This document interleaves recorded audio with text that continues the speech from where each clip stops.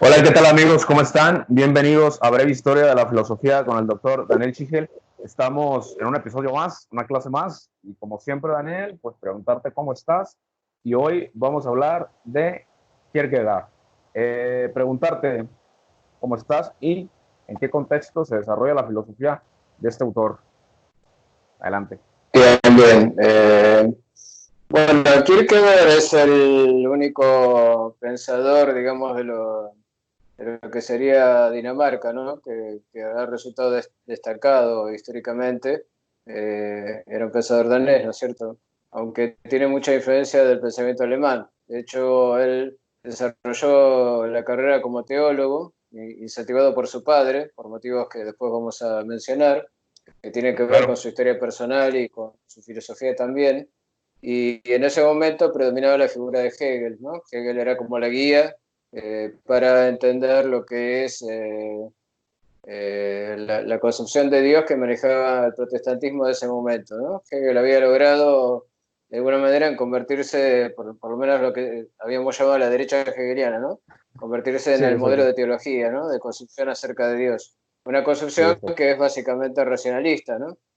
Y él va a rechazar todo eso. Entonces, él es el pensador del individuo, el pensador de la singularidad, el pensador de la decisión individual, el pensador de la subjetividad. Entonces se va a oponer a Ujú. todo ese movimiento de pensamiento que está desarrollado en términos de objetividad, de universalidad, de razón, ¿no?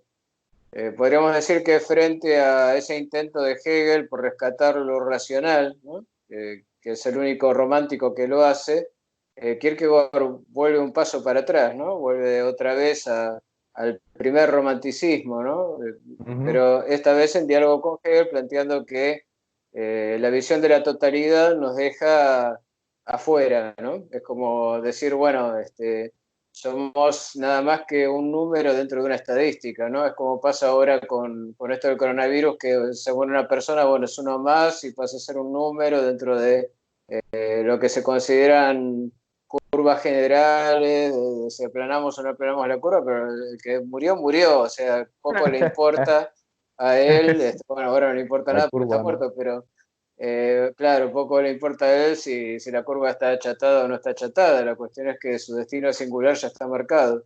Exacto. Entonces, lo que le interesa es rescatar justamente al individuo. Y eso tiene mucho que ver con su historia personal, con la relación particular que tenía su padre con la fe. Se cuenta, bueno, que su padre había sido muy pobre de joven y había sido pastor de ovejas y en determinado momento blasfemó contra Dios, ¿no? Se subió a un tronco e insultó a Dios. Pero después de eso, paradójicamente, empezó a tener suerte porque lo mandaron a la ciudad y empezó a desarrollar actividades comerciales que lo enriquecieron, ¿no? Entonces empezó a rodearse de gente, a invitar intelectuales, a teólogos. Este, Pasó que también tuvo una cuestión anecdótica en un momento determinado, mientras su mujer estaba enferma, después de haber tenido varios hijos, tuvo un amorío con la sirvienta, que después pasó a ser la madre de Kierkegaard, que era uno de los menores, creo que era el menor de sus hijos. Y después empezaron a morirse sus hijos uno tras otro, solo quedó el mayor, que se llamaba Peter, y el menor, que era Soren Kierkegaard. Y esto, digamos, generó una situación, digamos, Ujú. de conflicto en el padre, ¿no? De pensar que Dios quizá le había dado todo para después quitárselo todo. De hecho, la primera mujer falleció y el padre de Soren se casó con la sirvienta solo para, de alguna manera, borrar esa mancha del pecado. Y bueno, la cuestión es que tenía una concepción de Dios muy, muy tremenda, ¿no? Como la de un Dios que te da todo para quitarte después todo y dejarte solo pensando en tus pecados, ¿no? Y eso de alguna manera le fue comunicado a Right. su hijo. Incluso Soren pensaba que no iba a pasar de los 33 años, ¿no? Entonces cuando Ujú. logró cumplir 33 años, escribió un texto en el que llamó Diario de un sobreviviente, ¿no? Como pensando, bueno, he logrado ir más allá del padre, ¿no? Como diría Freud, ¿no? Estaba muy marcado por esa figura paterna que sentía que su propio pecado iba a pasar de una generación a otra. Hay que pensar en el contexto del protestantismo, para el cual hay una especie de retorno al Antiguo Testamento, y eso marca un poco el tipo de religiosidad, ¿no?, propia de los protestantes, sobre todo de los luteranos, de pensar que uno tiene el destino marcado y que lo único que lo puede salvar es la gracia de Dios, ¿no? Pero Kierkegaard de alguna manera se revela contra eso, y lo que él piensa es que no es así, que uno eh, va creando su propio destino a medida que va tomando decisiones a lo largo del camino de la vida. Entonces, Sí, toda su filosofía toma como punto de partida, por un lado, su subjetividad individual, contrapuesta a ese sujeto colectivo que sería el espíritu absoluto para Hegel. A él no le interesa el espíritu absoluto ni el saber absoluto, le interesa la verdad subjetiva, ¿no?, su verdad propia, individual, y él cree que con respecto a uno mismo no se puede ser objetivo, pero ya que no se puede ser objetivo, nos queda por lo menos la opción de ser sinceros, ¿no?, de ser sinceros con nosotros mismos y no engañarnos a nosotros mismos, ¿no? Que le parecía que eso era algo que hacía su padre, engañarse, ¿no?, creer que las cosas eran producto del destino cuando en realidad eran fruto de sus mm, propias decisiones y eran castigos mm. que él mismo se había buscado, ¿no? Entonces, Sí, Kierkegaard es un pensador de la libertad, ¿no? Podríamos decir que para él el único ser libre es el hombre, y es libre porque es el único existente. Él dice que las cosas son, incluyendo los animales y las plantas y las cosas inorgánicas, y solo el hombre existe. Y él va a tratar de elaborar toda una filosofía sobre la existencia. ¿Qué quiere decir que el hombre existe y qué es eso que es propio del hombre y no del resto de los seres vivientes, ¿no? Esa singularidad que lo caracteriza, que para él tiene que ver con el hecho de que, por ejemplo, en los animales hay alma y cuerpo, pero ellos están en una unidad inmediata que sería el instinto, ¿no? El instinto es lo ujú, que establece que lo que el alma necesita, el cuerpo lo realiza, ¿no? Un animal tiene una sí, sí, sí, necesidad y la satisface. En cambio, en el sí, hombre hay reflejos. algo en el medio interpuesto, hay algo que hace como una especie de hiato, diancia o separación entre el alma y el Ujú, cuerpo, que ujú, tiene que ver con ese espacio de libertad de decisión que el hombre tiene, ¿no? Porque uno puede sentir un deseo y puede hacer que su cuerpo lo realice o no. Eso implica responsabilidad, implica también libertad. Y eso es lo que él llama el espíritu. El espíritu sería lo que sostiene en el hombre la unidad de alma y cuerpo. Y es siempre algo inestable y contradictorio, ¿no? Es como que el espíritu va a tratar de encontrar una armonía entre alma y cuerpo, pero lo va a hacer a partir de la toma de decisiones que no pueden durar más que un instante. O sea, él va a plantear una construcción de la temporalidad subjetiva muy radical, por la cual uno vuelve a nacer con cada decisión que toma. ¿No? Es como que no hay pasado ni hay futuro, lo que hay es el presente, y el presente es el presente de la decisión. Lo wow. que hay frente al futuro abierto son posibilidades, o sea, cosas que todavía no son. Y en el Ujú, pasado hay cosas que ya fueron y no son tampoco, ¿no?, que es lo que quedó ujú, atrás. no dice, ujú, De hecho, el que queda atado al pasado es el que es culposo, ¿no?, el que siente culpa por lo que ha hecho. Y si algo ha enseñado el cristianismo, dice él, es que uno puede redimirse. ¿Y redimirse qué implicaría? Porque supongamos que yo cometí un asesinato. ¿Cómo puedo borrar eso? Para Kant, por ejemplo, eso es lo que se llama un mal radical. No tiene posibilidad de ujú. borrarse. Una vez que cometí un crimen, eso no tiene vuelta posible. No puedo haber hecho que eso no haya sucedido. No hay máquina del tiempo para ir atrás y evitar que eso suceda, como puede pasar en los Avengers, por ejemplo, donde bueno, pueden hacer viajes en Sí, el sí, sí, tiempo, cosas así. sí, sí, sí, Eh, sí, sí. para la existencia humana, que es una existencia temporal, esa posibilidad no existe. El pasado ya está hecho. El tema es que si hay posibilidad de redención, quiere decir que yo no estoy identificado con lo que fui, sino que estoy identificado con este presente que abre posibilidades nuevas hacia el futuro y que determina si va a seguir apegado a ese pasado o va a tomar una nueva decisión, ¿no? Uno ve muchas veces que el protestantismo lleva a que mucha gente de las prisiones, por ejemplo, adhiera porque les da esa posibilidad, ¿no? Les hace pensar Sí, que uno puede desprenderse de su yo pasado como una cosa muerta, pero eso implica un ajá. salto de decisión que lo haga cambiar radicalmente. Eso significa que yo no soy. No soy quiere decir que yo existo, y que yo Ujú, existo quiere decir que mi ser me lo voy dando a medida que voy tomando nuevas decisiones.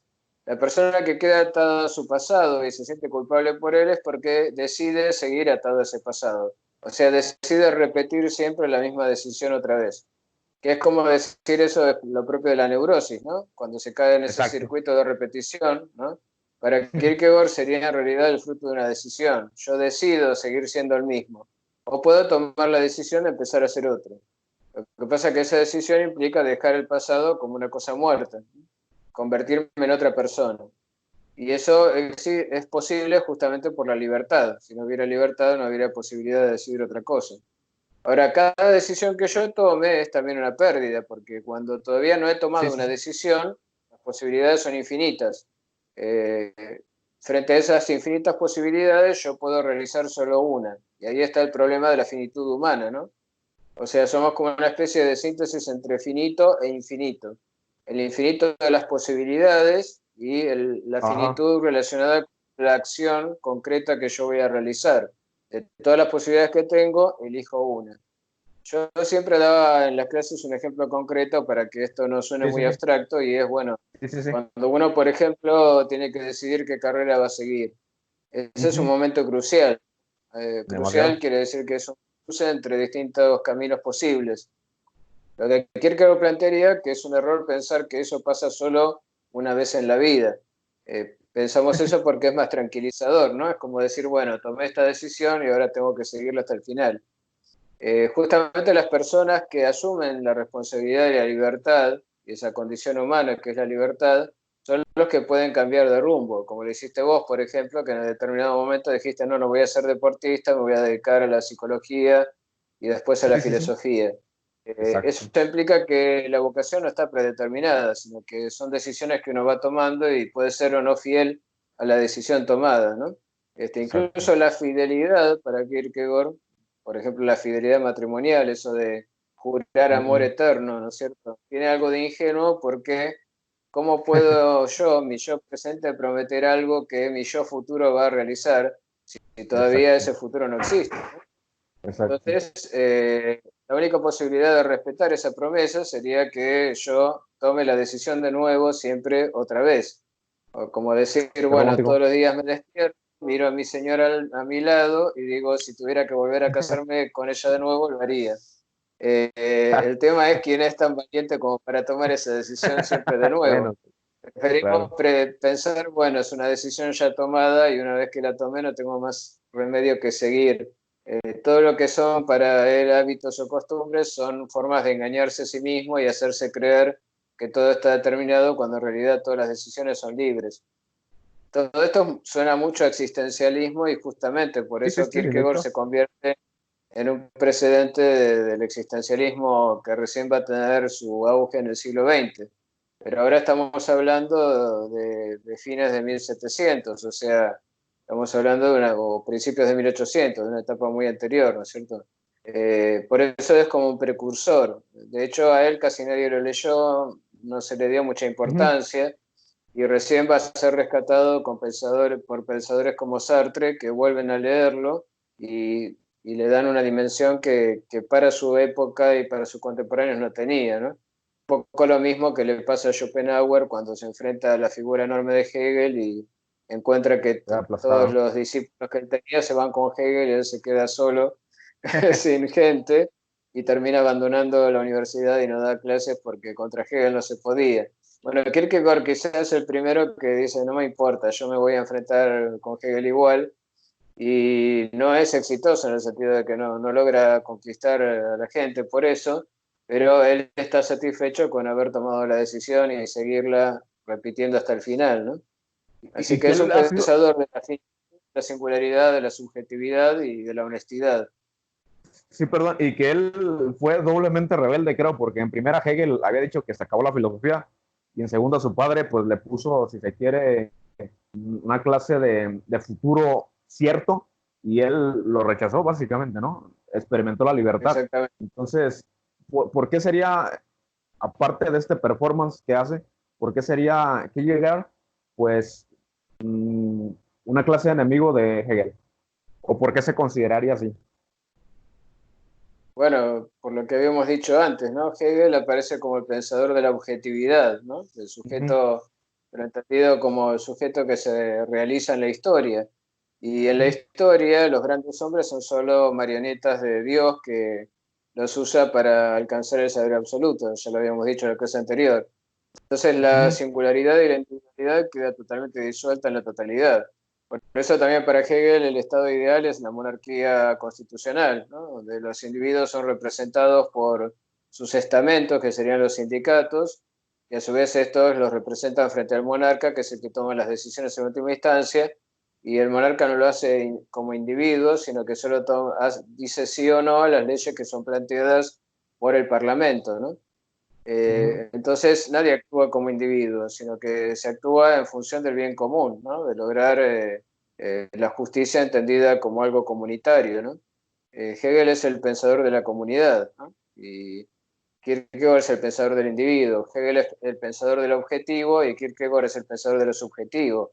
Hegel busca la objetividad, el saber absoluto, y Kierkegaard busca la sinceridad, el saber sobre la propia subjetividad. El saber sobre la propia subjetividad es la admisión de que no hay síntesis posible. O sea que podríamos decir que si bien admite la dialéctica, piensa que la dialéctica no está cerrada, que es algo que no se puede resolver, ¿no? Por eso te decía, entre posibilidad y realidad, entre alma y cuerpo, entre infinitud y finitud, para Kierkegaard nosotros somos una pobre víctima de esta situación de conflicto entre estas dos realidades que somos al mismo tiempo, y es una locura pretender quedarse con una de las dos porque eso nos desnaturaliza de alguna manera. ¿No? Dice él que una persona podría creerse infinita y creerse Dios y delirar, ¿no? O sea, el delirio sería como la realización imaginaria de todas las posibilidades. Y ese es alguien que desespera porque desespera por lo que, digamos, desespera de lo que es, o sea, niega su ser concreto, individual, y se cree infinito ya, en actos, ¿no? Cuando eso no es real, es pura fantasía. En ese sentido es un pensador sensato.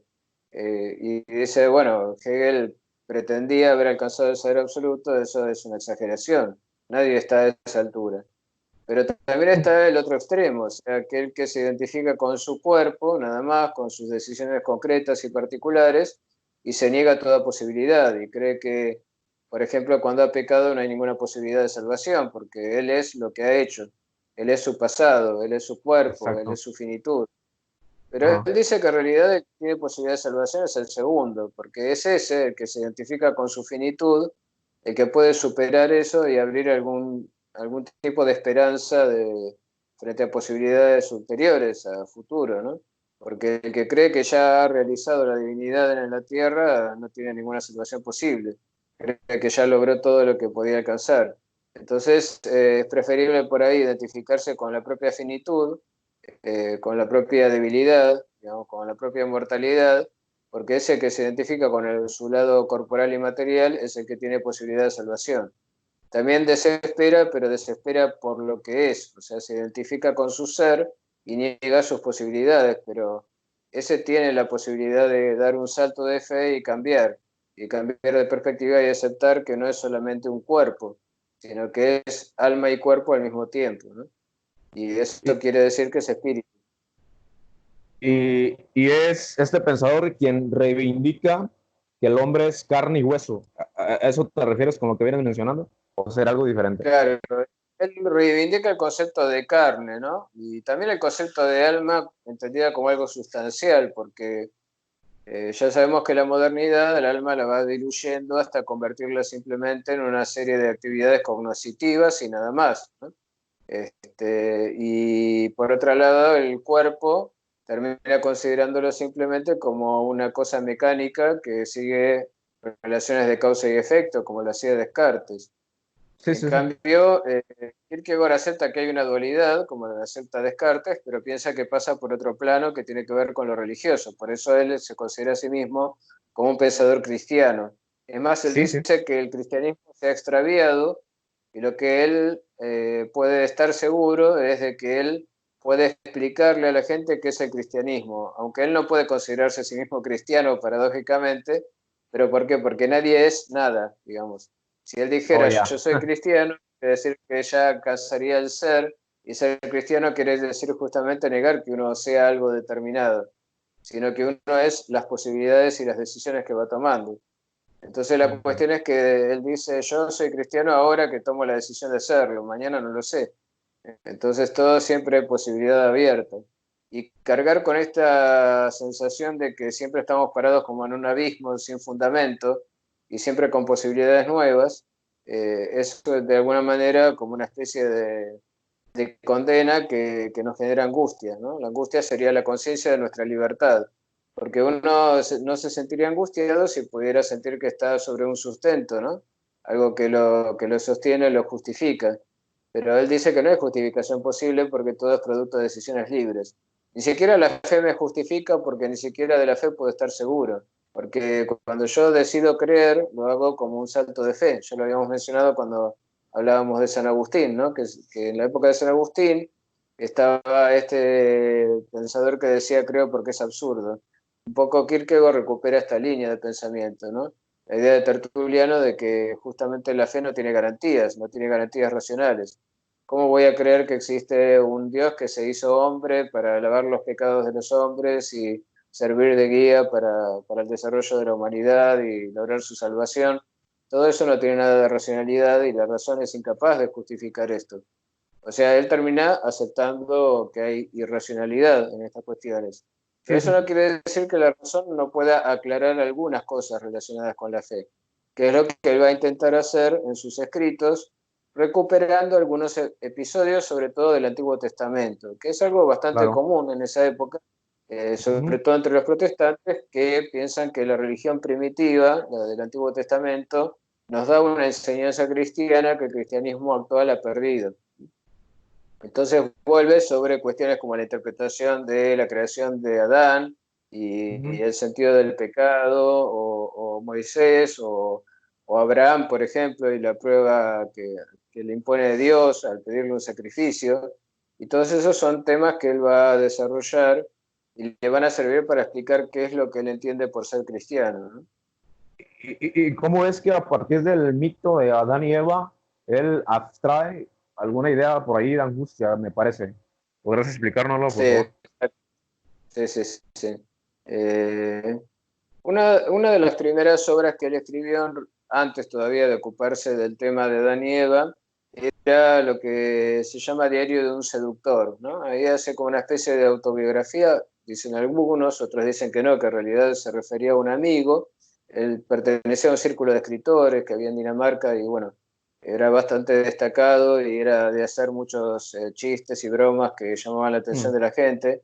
Decía que en el fondo nadie comprendía la angustia que sentía dentro, ¿no? Relacionada con la historia de su padre y cómo lo había marcado, ¿no? Era como un semblante, una apariencia de jocosidad y de socialidad que ocultaba en realidad su verdad subjetiva. Por eso después piensa que tiene que empezar a ser sincero, ¿no?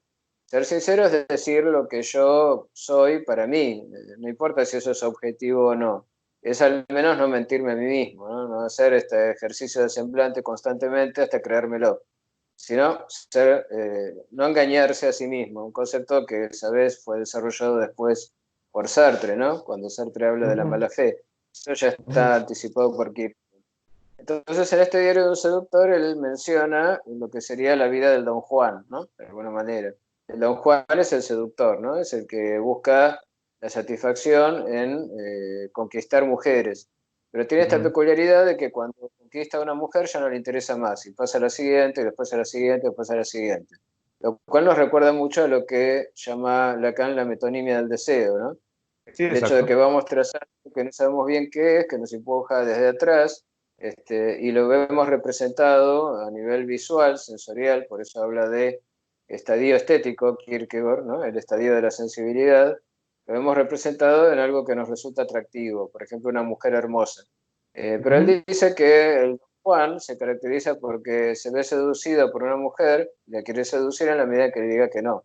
Cuando le dice que sí, ya está consumada la relación y ya no le interesa más, entonces tiene que pasar así. Sí, muy Con esto lacaniano, sí. lo que dice Kierkegaard y que lo ve reflejado en el Don Juan de Mozart, por ejemplo, que es una ópera, ¿no?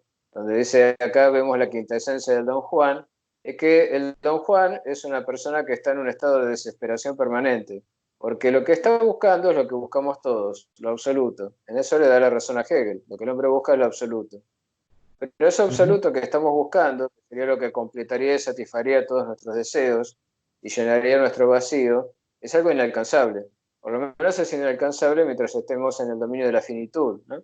Por eso, cuando el Don Juan busca seducir a una mujer, siempre busca a lo absoluto, o sea, a lo otro de él, lo que sería lo otro con mayúscula, podríamos decir en términos de Lacan, lo Exacto. busca, como él es varón y se identifica con el lado hombre, el lado macho, lo busca el otro que es la mujer. Pero dentro de la mujer siempre va a ser en otra, nunca es esa, siempre es otra. Por eso cuando ella es conquistada, resulta que no era ella, era otra, y esa tampoco, era otra, y así sucesivamente. Entonces va pasando de mujer a mujer. Solo se ve interesado por aquella que le dice que no, porque eso mantiene, sostiene lo que sería la imposibilidad de una relación, ¿no? La relación sexual es imposible, dice Lacan, y eso en Kierkegaard ya está, porque dice, ¿por qué es imposible? Porque es imposible alcanzar lo absoluto, y lo que está buscando la mujer es lo absoluto. Y en algo sensorial no vamos a encontrar lo absoluto. Entonces está Exacto. este reciclado permanente del objeto de deseo que no nos lleva a Ujú. nada. Al final, bueno, el Don Juan termina mal, ¿no? Ujú. Termina llevado por el demonio hacia los infiernos, bueno, así termina la ópera, ¿no? Aparte se convierte en asesino, bueno, en fin, son detalles, pero lo importante acá es eso de que una forma de vida posible es esta. Es posible que una persona viva toda la vida buscando la seducción del otro femenino, ¿no?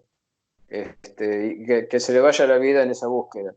Cambiaría si tomara una decisión que es la de sentar cabeza y entrar al matrimonio, ¿no? Que es el segundo estadio que él plantea en el camino de la vida. Él dice, hay tres estadios que uno puede seguir. El Justamente te iba estadio a del preguntar. seductor, el de la vida matrimonial, donde lo que realizamos es una promesa de amor eterno, que es por supuesto, dice él, imposible de satisfacer, porque el amor eterno no existe, porque no hay nada en este mundo que sea eterno. Entonces, implicaría eso que decíamos, ¿no? Tomar siempre la misma decisión de nuevo como si fuera la primera vez, y eso nadie de hecho lo puede lograr. Quizás algo raras excepciones, pero en principio no es posible.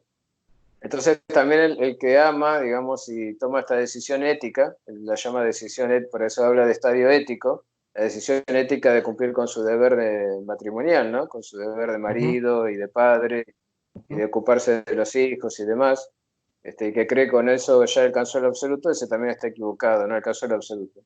Entonces ese también puede caer en la desesperación, como lo hace el Don Juan. El Don Juan quizá menos porque es casi como un ser inocente, ¿no? Que no comprende que uno pueda sostener una decisión en el tiempo. En Claro. cambio, el que lleva una vida matrimonial sí entiende que es posible tomar una decisión y sostenerla con el tiempo. Y en ese sostenimiento consiste su carácter heroico, ¿no? Tomar una decisión y sostenerla hasta el final. Pero eso tampoco es suficiente. Entonces, él plantea que más allá de esa vida ética está la vida religiosa, que es lo que él va a desarrollar cuando hable de el Abraham del Antiguo Testamento. Pero antes de ocuparse de Abraham y de cómo marcaría la vida religiosa, él recapitula todo esto, digamos, de cómo se encuentra el hombre enfrentado al absoluto, tomando justamente como modelo el mito de la creación de Adán, ¿no? Ujú. Porque, ¿qué es lo que nos enseña la historia de Adán? Dice él. Él dice, hay algo paradójico en esta cuestión, porque generalmente hay un planteo que es la pregunta, una de las preguntas raras que los medievales se hacían, y que él dice que no es una pregunta ingenua, era preguntarse si Adán tenía ombligo, ¿no? Ujú. ¿Qué Sí, sí, quiere sí, sí, decir claro. esto? Bueno, ¿por qué? Porque nosotros, ¿por qué tenemos ombligo? Porque somos hijos de otros seres humanos, ¿no? Se Sí, sí, sí. supone que si Adán fue el primer hombre, entonces no tendría que tener padres humanos. Y si no tenía padres humanos, no tenía ombligo, ¿no? Eso decían los Buena cristianos de la pregunta. Edad Buena Media, pregunta. pero algunos lo discutían y decían, suena raro, ¿no? Todo esto, pero algunos lo discutían y decían, no, pero bueno, Dios pudo haberlo creado con ombligo, total, no hay problema, no sabemos cómo lo creó. Sí, Pero sí, sí, sí. para Kierkegaard no es un problema secundario, porque lo que él está planteándose es lo siguiente, se dice que Adán pecó en estado de inocencia, ¿no es cierto? Y que nosotros, sus descendientes, por lo menos eso es lo que dice la doctrina cristiana, sus descendientes pecamos en función de la mancha que dejó en su descendencia el pecado de Adán, como algo que se hereda genéticamente, ¿no? O sea, nosotros somos pecadores por nacimiento. Adán no. Adán Ujú, pecó en un momento determinado cuando tomó la decisión de morder la manzana, seducido por Eva, pero bueno, esos son detalles. Entonces lo que dice Kierkegaard es que en realidad eso se ha pensado de una manera equivocada, porque si bien es cierto que cuantitativamente podemos decir que Adán es el primer hombre, porque si contamos uno, dos, tres, cuatro, ¿cuál es el número uno? Bueno, Adán, ¿no? Sería como lo que Lacan llama el S1, ¿no? El primer ujú, significante, que no tiene ujú, significado por sí mismo, pero entonces ujú, necesita de los otros para tener sentido, ¿no? Y con Adán ujú, pasa lo mismo. Adán no sería el ujú, primer hombre si no hubiera un segundo, no hubiera un tercero y así sucesivamente. Pero aparte, dice él, en realidad el primero somos todos, porque cuando uno peca lo hace igual que Adán, ¿no? Lo hace desde la inocencia. ¿Por qué? ¿Qué es la inocencia? Bueno, la inocencia quiere decir la ignorancia. Inocencia es ignorancia, dice él. ¿Ignorancia de qué? Ignorancia de la diferencia. De la diferencia entre qué y qué. Entre el bien y el mal. O sea, el inocente no es el que es bueno. Eso es un error muy habitual. Uno dice, los niños son inocentes. Bueno, pero ¿quiere decir que son buenos? No, porque a veces cometen las mayores crueldades. Otras veces pasa que un niño en su estado de inocencia se pone a prender fuego a un hormiguero para ver cómo las hormigas escapan, o le corta las patas a un saltamontes, o hace cosas así que uno diría son monstruosas, pero en el chico dice, ay, mira qué lindo nene, mira las cosas que hace, ¿no? Porque es inocente, ¿no? Pero que sea inocente no quiere decir que sea bueno, sino que quiere decir que no conoce la diferencia entre lo bueno y lo malo. En eso Adán era igual, ¿no? Adán sería como la representación de la esencia humana, de cómo uno entra al pecado, ¿no? Y a través del pecado entra a la dimensión histórica. ¿Por qué? Como decía, el primero somos todos cualitativamente, dice él. Lo único que heredó Adán a los demás es la condición humana. Y la condición humana es esto que mencionábamos de la síntesis entre alma y cuerpo a través del espíritu, una síntesis que es inestable y que tiene que ver con la libertad, con la toma de decisiones. Entonces él dice, imaginémonos cómo fue Adán en el paraíso, cómo era la vida de Adán en el paraíso. ¿No? ujú. Resulta que la Biblia dice que Dios creó a Adán y le dijo que podía tomar lo que fuera del mundo en el cual se encontraba, que era el paraíso, ¿no? Toma los frutos que desees.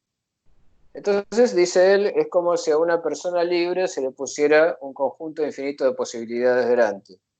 Lo único que puede sentir una persona así, dice él, es una opresión, porque es como estar frente a un abismo, ¿no? Ujú, Él dice, las posibilidades infinitas son como un abismo porque es como una nada infinita, porque todavía no he hecho nada ni he tomado ninguna decisión. Cuando me exacto. encuentro, por ejemplo, frente a la toma de decisión de qué voy a hacer con mi vida, la sensación no es agradable, ¿no? Digo, cuando uno, por ejemplo, sale del nido de los padres y dice tengo que ir a trabajar y elegir un trabajo para poder vivir, o dice tengo que tomar una decisión con respecto a qué carrera voy a seguir, no Exacto. es la sensación, una sensación, ay, qué libre que soy y qué feliz que soy por eso, no, es una opresión, ¿sí? Dice Ujú, Kierkegaard que es una opresión dulce porque todavía tenemos esa esperanza de que nos encontremos con algo maravilloso una vez que la decisión esté tomada, ¿no?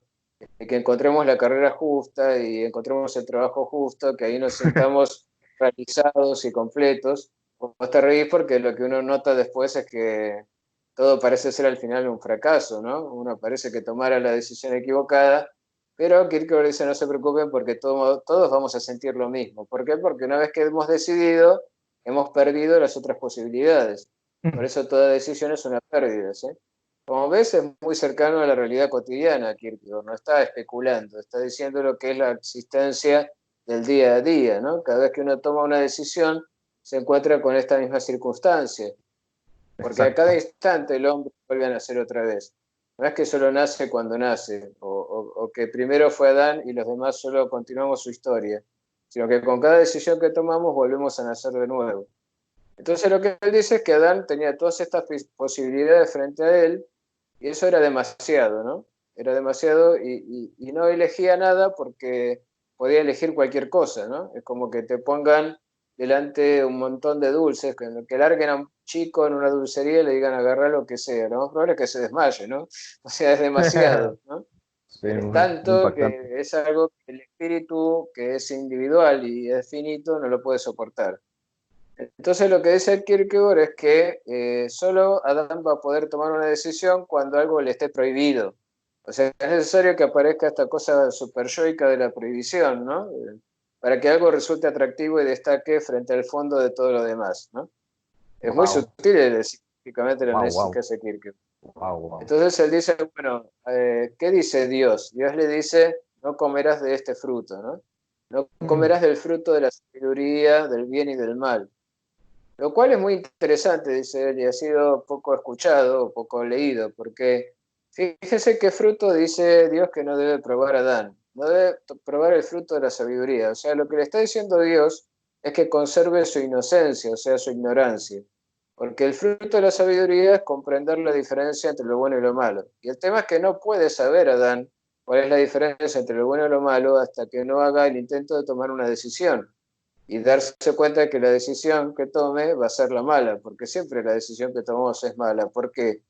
Porque ya destruye la infinitud de posibilidades que teníamos. Ya es Wow. decidirse por una cosa y aferrarse a ella y dejar todas las otras posibilidades afuera. Entonces, lo que está diciendo es, no pierdas tu inocencia, y Adán, ¿qué es lo que va a hacer? Y va a perder su inocencia. Ahora tenemos una gran cuestión, dice Kierkegaard, en esto implicada, y es la siguiente. ¿Podemos decir entonces que fue Dios el tentador de Adán? Al prohibirle eso, ¿no sabía en última instancia que eso era lo que Adán iba a probar? O sea, ¿no estaba diciendo Adán, pierde la inocencia al decirle no la pierdas? ¿No? Es como esta paradoja del padre que le dice a su hijo, no vayas ahí de parranda, pero en el fondo quiere que lo haga porque si no, no va a madurar nunca, ¿no? Digamos, es una situación contradictoria. Pero hay que prohibir para que justamente eso sea realizado y que sea realizado como una decisión de la persona a la que se le prohíbe y no que sea una decisión de aquel que le dice. Porque si Dios le hubiera dicho comer del fruto y él hubiera comido del fruto, hubiera perdido su libertad porque hubiera hecho lo que Dios le dijo que tenía que hacer. En cambio, al hacer lo que está prohibido, él está tomando esa decisión. Aunque puede ser que uno en su lugar haría exactamente igual. Por eso el tema de la libertad, si bien no es algo que se pueda justificar racionalmente, es algo que podemos entender perfectamente en el sentido de la empatía, ¿no? Nosotros en el mismo lugar de Adán, ¿qué hubiéramos hecho? Y hubiéramos pecado, porque ahí estaba lo prohibido y ahí estaba lo deseado, ¿no? Sí. No puede haber deseo si, si no hay una diferencia, si no hay algo que sea específicamente destacado frente a todo lo demás. Adán tenía demasiado entre lo cual elegir y ahí aparece una sola cosa y esa cosa es justamente la pérdida de la inocencia. Entonces hay una Wow. angustia, dice Kierkegaard, antes del pecado, que es esa dulce opresión que siente Adán frente a las posibilidades que se le abren en el paraíso, y después del pecado, que ocurre como en un instante, ¿no? Que es algo que Adán no puede comprender, porque dice Kierkegaard, Dios le dijo que si comes del fruto de este árbol morirás. Ahora, en su inocencia, Adán podía entender estas palabras, podía saber qué significaba que no debía comer eso, por qué no debía comer y qué significaba morirse. No, solo puede saberlo una vez que ha cometido el pecado. Solo cuando alguien entra, digamos, a la adolescencia y empieza a tomar decisiones, empieza a comprender su finitud y su mortalidad, ¿no? Antes de eso se siente inmortal, ¿no? El inocente se siente inmortal porque ignora su finitud. La Exacto. comprende solo cuando toma decisiones y ahí se da cuenta de que cada decisión que toma es una pérdida y es de alguna manera una derrota, ¿no? Entonces Wow. le dice no comer el fruto, Adelante. Adán come del fruto y se da esto que es la culpa, que es la angustia posterior al pecado. Ahora, esa Y culpa puede ser algo que me aferre o no. Si me aferro a eso, voy a seguir siendo pecador. Si logro superar eso, efectivamente. vuelvo a la inocencia de alguna manera. Lo que me dice el cristianismo, que no me dice el Antiguo Testamento, es que puedes volver a ser inocente, porque puedes tomar la decisión de superar eso que decidiste hacer con tu vida y empezar de nuevo otra vez, ¿sí? Eso sería recuperar la libertad. ese es un pensamiento bastante interesante. Yo me pregunto, para enriquecer un poco más de lo que ya dijiste, igual lo mencionaste ya entre líneas, pero igual si pudieras explayarlo más, ¿qué abstrae también del mito de Agamenón y el mito de Abraham? Específicamente, ¿qué es lo que abstrae también? Claro, eso sería como decir, bueno, ¿qué pasó después, no? ¿Qué pasó después que Adán pecó? Bueno, es expulsado del paraíso, ya lo sabemos, y viene a la tierra, ¿no? Al mundo del trabajo, del sufrimiento, del parirás con dolor y todo eso. Tienen en cuenta, pero no lo analiza en detalle, digamos. Después nos habla de cómo cada uno se las arregla una vez que ha perdido la inocencia para tratar de hacerse una vida con sentido, ¿no? Que es lo que llamamos eso de los estadios de la vida, el estético, el ético y el religioso. Ujú. En última instancia, cuando se plantea la historia de Abraham, ¿qué se nos dice en la Biblia? Dice Kierkegaard. Se nos dice que Abraham nos enseña el camino de la fe, ¿no?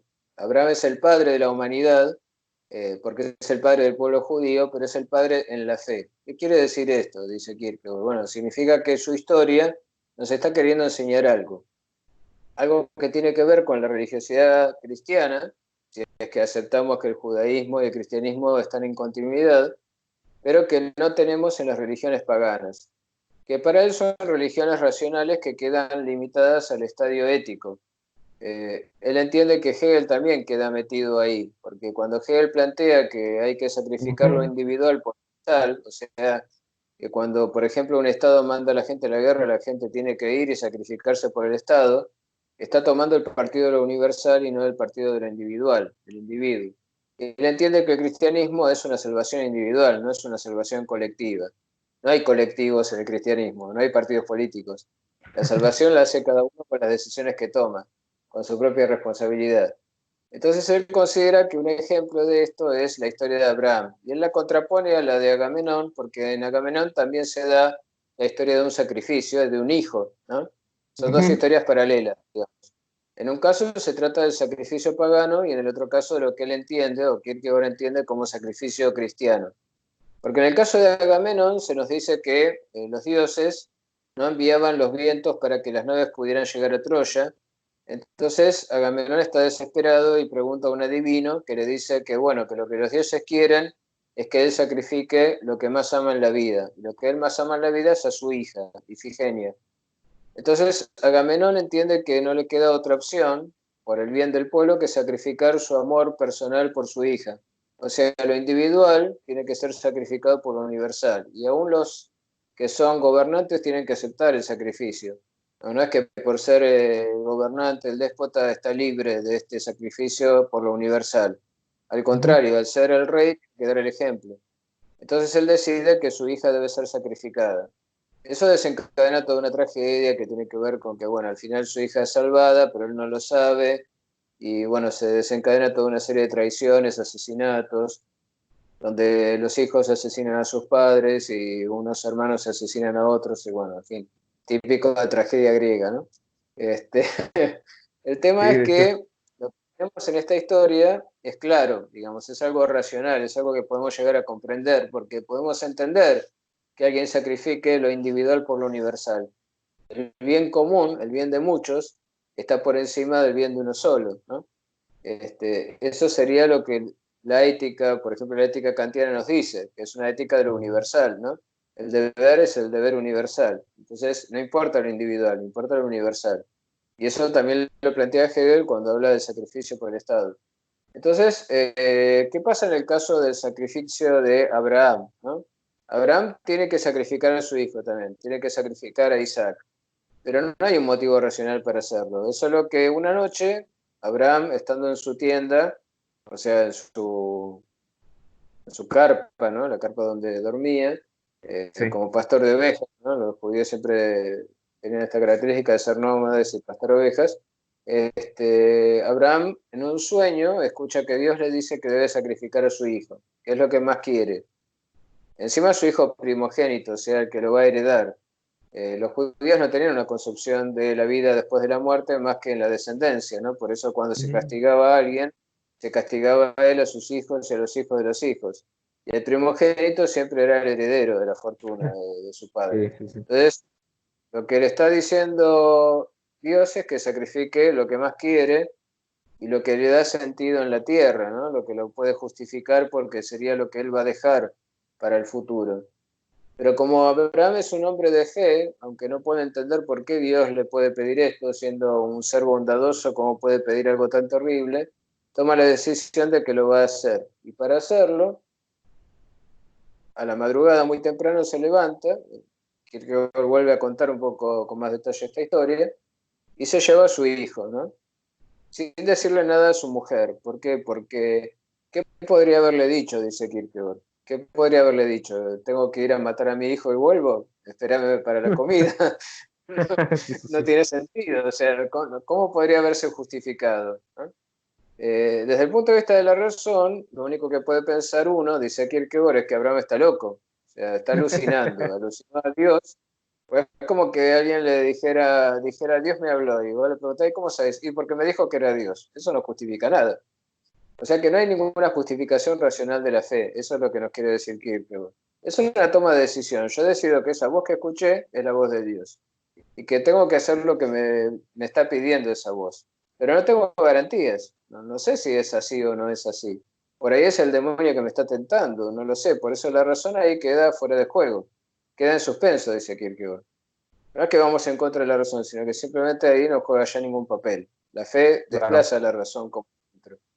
Entonces Kierkegaard dice, Abraham se levantó y llevó a su hijo hacia el monte y pudo haber decidido volver, porque siempre existe la posibilidad de decidir otra cosa. Eso es la característica de nuestra libertad, lo cual acentúa todavía más la angustia de Abraham cuando toma de nuevo siempre la decisión de sacrificar a su hijo, que además es algo que debe repetirse porque es algo que él no quiere hacer, ¿no? Por eso esta idea de que la verdadera fe se demuestra cuando uno tiene que decidir lo peor, ¿no? Porque uno sigue tomando la misma decisión aún sabiendo que sería mejor no hacerlo. Es más, si Abraham volviera con su hijo, nadie se hubiera enterado de que Dios le pidió nada y hubiera seguido teniendo una vida ética, o sea, una vida de acuerdo a los criterios de su comunidad, que son los de que un padre debe proteger a su hijo, sobre todo el primogénito, que es quien lo va a heredar, ¿no? En la tierra.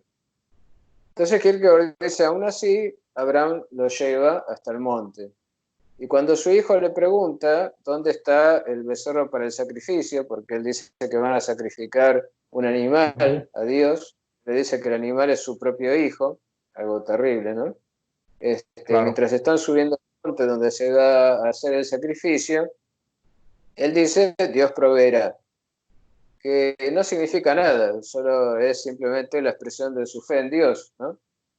Kierkegaard dice, Abraham seguramente está pensando que Dios algo va a hacer, porque Dios no puede permitir que este sacrificio tenga lugar.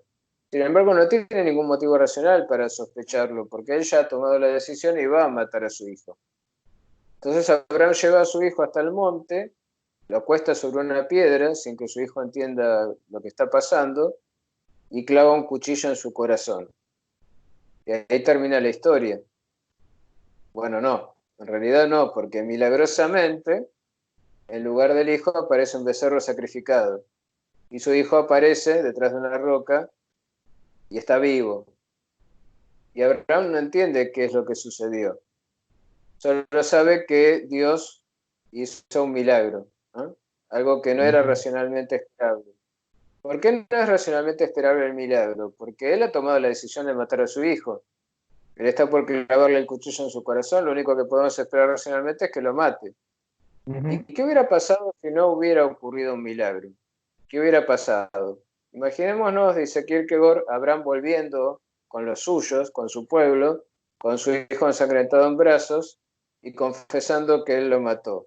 ¿Qué hubiera pasado? Bueno, hubieran merecido que lo maten. Lo hubieran considerado un loco y un asesino.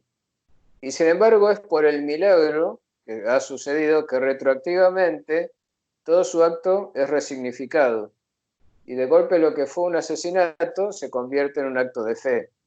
Entonces, esto es muy loco, ¿no? Pero nos está hablando de cómo, si uno tiene fe y realiza ese salto de fe, ¿no? Que se suele decir muchas veces en las películas, por ejemplo de Spielberg, Sí, sí, sí. este, estaba pensando, hay una escena en una película de Spielberg donde dice, tienes que dar un salto de fe Y bueno, Indiana Jones salta y hay un puente donde parecía haber un abismo. La idea Ah, es sí, sí, sí. esta, ¿no? Es el salto de la fe. Entonces, si tenés fe, podés llegar a ser recompensado con un milagro. Eso es lo que está enseñando el cristianismo y está enseñando la historia de Abraham. Pero no hay garantías. No hay garantías porque no tiene nada de racional todo esto. Y lo Claro, esperable es que eso no pase. Y lo peor, con lo que carga aquel que decide creer, lo peor de todo es que puede equivocarse. O sea, no hay certeza ni siquiera en la fe. La fe es el sacrificio por lo absoluto último que es Dios, ¿no? Cada estadio en el camino de la vida, según las decisiones que cada uno toma, tiene su absoluto, tiene su criterio de absoluto. En el estadio estético, lo absoluto es la belleza de la mujer, lo femenino, digamos. Pero eso es inalcanzable, porque no está en ninguna mujer en particular. ujú, Así que no es el verdadero absoluto. En el caso del matrimonio es el amor eterno, que en esta vida es inalcanzable, así que tampoco existe ahí lo absoluto. No podemos poner en la mujer con quien nos casamos la carga de ser lo absoluto para nosotros. Es demasiada carga y las mujeres que generalmente se sienten demasiado amadas lo comprenden y terminan en traición porque es una carga demasiado pesada para llevar. Si ella tiene que ser lo perfecto y lo absoluto para el hombre, esa es una situación insoportable. Me acuerdo claro. que había una película italiana que creo que se llamaba La peluquera o El amante de la peluquera o algo así, donde un hombre se casaba con una mujer porque representaba el ideal que él había tenido cuando chico de una mujer peluquera que había visto y bueno, él la amaba por ser esa realización de su ideal, ¿no? De su ideal de perfección. Al final ella no lo soporta y termina suicidándose. Es muy tremenda la historia. Pero nos habla un poco de esto, ¿no? De lo que significa la carga de ser lo absoluto para alguien. Nadie debe Wow, ser lo absoluto para nadie, porque en este mundo finito nadie es lo absoluto. Y nadie puede ser deseado absolutamente. Lo único que podría colmar un deseo infinito es un objeto infinito, y el único objeto infinito pensable es Dios. Pero aún en el caso de la religión, donde sí buscamos lo absoluto en sí que es Dios, tampoco tenemos garantía de nada, porque no hay razón para pensar que exista, ni hay justificación de que el milagro se produzca. En el caso de Abraham, queda el relato de que el milagro tuvo lugar, entonces Abraham volvió entre los suyos como un héroe, pero podría haber vuelto como un villano, ¿no? No hay garantías. Y eso es la afirmación más radical de la libertad, aún en la fe. wow, maravilloso. Pues son historias que yo en lo personal me quedo perplejo, me quedo emocionado. Quisiera hacerte la última pregunta para ir cerrando esta sesión. ¿Cuáles serían los legados bueno, entre líneas ya están, ¿no? Pero igual subrayarlos, que deja Kierkegaard para el existencialismo? Sí, Kierkegaard creo que es el único rival a la altura de Hegel. Si uno lo lee, se da Wow. cuenta de que es el único que puede uno pensar, logró ir más allá, ¿no? Aunque Sí, es cierto, como yo te decía la clase pasada, que esos conceptos en Hegel también están, aunque aparecen como superados. Cuando Hegel en la fenomenología del espíritu habla de la relación conflictiva con la divinidad, por ejemplo, que habla del alma desventurada, como él la llama. El alma desventurada es Kierkegaard. Lo que pasa es que Kierkegaard diría, bueno, pero ¿qué nos hace pensar que eso sea posible de superar, no? Para Hegel es algo que está superado. Para Kierkegaard no. Para Kierkegaard se convierte en lo central. Y de hecho lo que vemos después de Hegel es que en la historia de la filosofía cada pensador rescata algún capítulo de la obra de Hegel y piensa que ese es el punto en el cual Hegel falló, de haber subestimado esto. Por ejemplo, Hegel subestima al individuo, subestima la contradicción insuperable entre alma y cuerpo y subestima la cuestión de la libertad, ¿no?